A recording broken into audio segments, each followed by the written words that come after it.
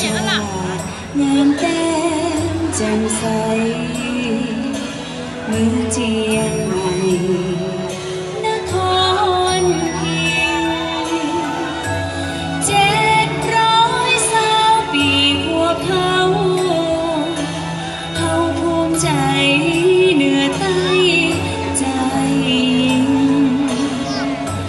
งามสมนามผู้สิ่ง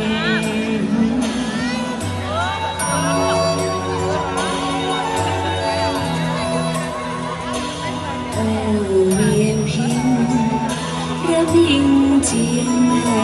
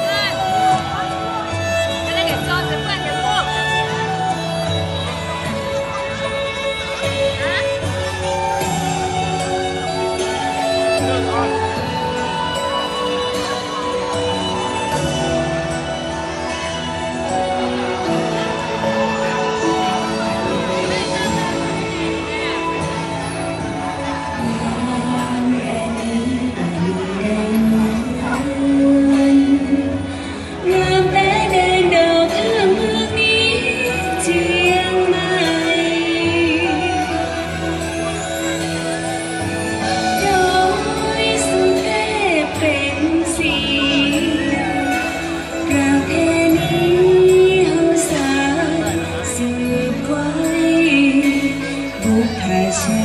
ติงามแต้มแจ่มใสเมืองเจียงใหม่นครพิง700 ปีพวกเขา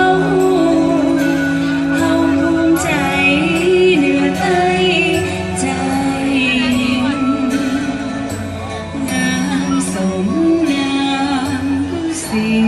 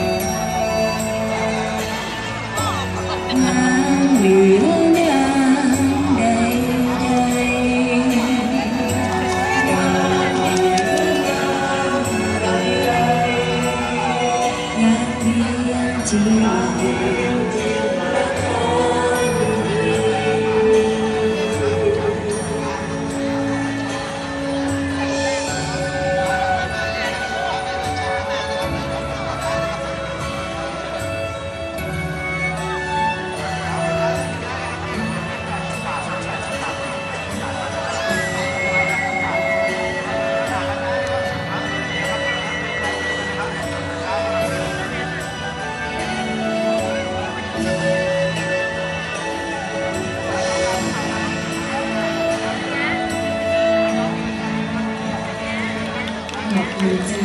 จะถึงต้องมีจังใหม่นะเจ้าวันนี้นะเจ้าจะมีสิ้นดีเจ้าคุณ